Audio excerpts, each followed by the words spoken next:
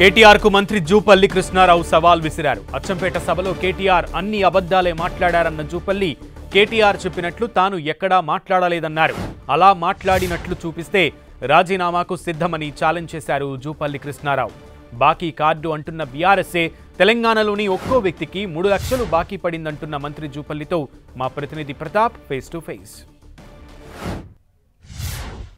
Local body ఎన్నికలు వస్తుండడంతో తెలంగాణలో అధికార ప్రతిపక్షాల మధ్య మాటల తూటాలు పేలుతున్నాయి. ముఖ్యంగా సీఎం రేవంత్ రెడ్డి సొంత జిల్లాకు వెళ్లిన బీఆర్ఎస్ వర్కింగ్ ప్రెసిడెంట్ కేటీఆర్ కొన్ని హాట్ కామెంట్స్ చేశారు. దీనికి సంబంధించి మాట్లాడేందుకు మనతో మంత్రి జూపల్లి కృష్ణారావు ఉన్నారు. అదే జిల్లాకు సంబంధించిన మంత్రి కాబట్టి ఆయనతో మాట్లాడదాం.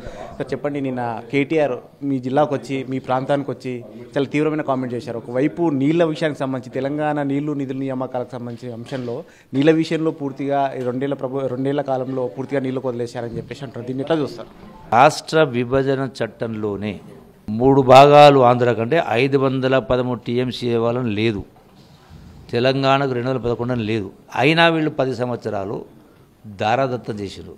ఎందుకు చేసిరు అంటే మీరు తెలంగాణ రాష్ట్రం కోసం మాటలు మాట్లాడేసి చివరికేంది రాయలసీమ రతనాలసీమ చేస్తాం అని ఒప్పందాలు చేసుకొని లేని హక్కును వాళ్ళు కల్పించే ప్రయత్నం చేశారు. అయినా నీటి వాటా విషయంలో మీరు చెప్తున్నది పూర్తిగా అబద్ధము.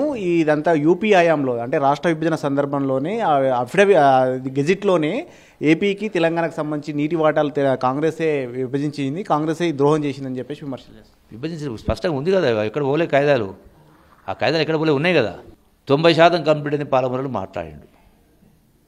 అది అసలు 30,000 కోట్లు ఖర్చు పెట్టారు, ఇంకా 30-40 కోట్లు ఖర్చు పెట్టాలి. అసలు పాయింట్ ఏంటంటే మెయిన్ కెనాల్సే శాంక్షన్ లేవు.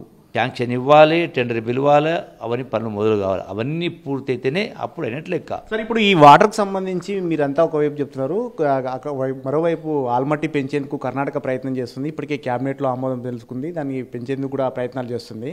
ఆ ప్రయత్నాలు చేస్తుంటే తెలంగాణ ప్రభుత్వం నిమ్మకు నీరెత్తినట్టుగా వ్యవహరిస్తుంది, పూర్తిగా పట్టించుకోవట్లేదని ఆరోపణ. వాళ్ళు ఏం చేసినా చట్టాలు ఉన్నాయి, ట్రిబ్యునల్స్ ఉన్నాయి, కోర్టులు ఉన్నాయి.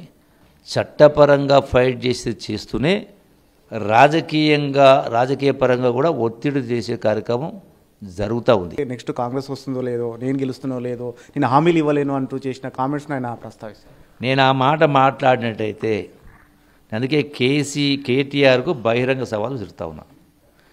ఈరోజా రేపా ఎల్లుండా నీకు తీరిన టైంలో నువ్వు చెప్పిన ప్లేస్లో ఒక 10 నిమిషాలు రా, నీవు మైక్ పట్టుకొని నేను మైక్ పట్టుకుంటా, నేను మాట్లాడిన వీడియో మొత్తం టోటల్గా విను.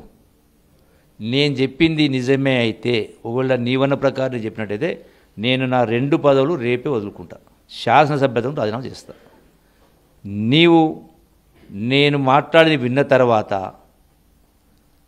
మీరు మాట్లాడిందని వక్రీకరించి మాట పొరపాటు జరిగింది, నేను ఒక తప్పుడు సలహా ఇచ్చిండ్రు, పొరపాటు జరిగిన ఒక మాట అంటే చాలు నిన్ను రాజీనామా చేయమని అడగా. కాంగ్రెస్ పార్టీ 420 హామీలు ఇచ్చి అధికారంలోకి వచ్చి మోసం చేసింది. ఈ బాకీ కార్డు ద్వారా జనంలోకి వెళ్తాం, వచ్చే లోకల్ బాడీ ఎన్నికల్లో కర్రు కాల్చి వాత పెట్టాలి కాంగ్రెస్ పార్టీకి అంటారు. బీఆర్ఎస్ పార్టీ కేసీఆర్ కుటుంబం ఒక్కొక్క మనిషికి 3 లక్షల రూపాయలు బాకీ పడ్డారు. అంటే 8 లక్షల కోట్లు అప్పు చేసి బాకీ పడ్డారు. ఇప్పుడు లోకల్ బాడీ ఎన్నికలు రాబోతున్నాయి కదా, ఎట్లుండబోతుంది? కాంగ్రెస్ పార్టీని కరుగాల్చి వాత పెట్టాలని చెప్తున్నారు. లోకల్ బాడీతో పాటు జూబ్లీహిల్స్ ఉప ఎన్నిక కూడా రాబోతుంది. కాంగ్రెస్ పార్టీకి ఎట్లుండబోతుంది? లోకల్ బాడీ అయినా ఏ బాడీ ఎన్నికలు వచ్చినా 100% మళ్ళీ వాళ్ళు తలకిందులు తపస్సు చేసినా వాళ్ళకి అధికారం వచ్చే ముచ్చట లేదు. Okay, right. ఇది మొత్తం మీద లోకల్ బాడీ ఎన్నికల్లో కాంగ్రెస్ పార్టీ ఖచ్చితంగా విజయం సాధిస్తుంది. జూబ్లీహిల్స్ ఉప ఎన్నికతో పాటు అన్ని కూడా విజయకేతనం ఎగరేస్తుంది. ముఖ్యంగా నిన్న కేటీఆర్ చేసిన కామెంట్స్ ఏవైతున్నాయో కృష్ణా జిల్లాల విషయంలో పూర్తిగా నిర్లక్ష్యం వహించి తెలంగాణకు రావాల్సిన వాటాను కూడా 10 ఏళ్ల పాటు వదులుకున్న చరిత్ర వాళ్ళదంటూ కూడా కామెంట్ చేస్తున్నారు. సాయి చంద్తో ప్రతాప్, ఎన్టీవీ, హైదరాబాద్.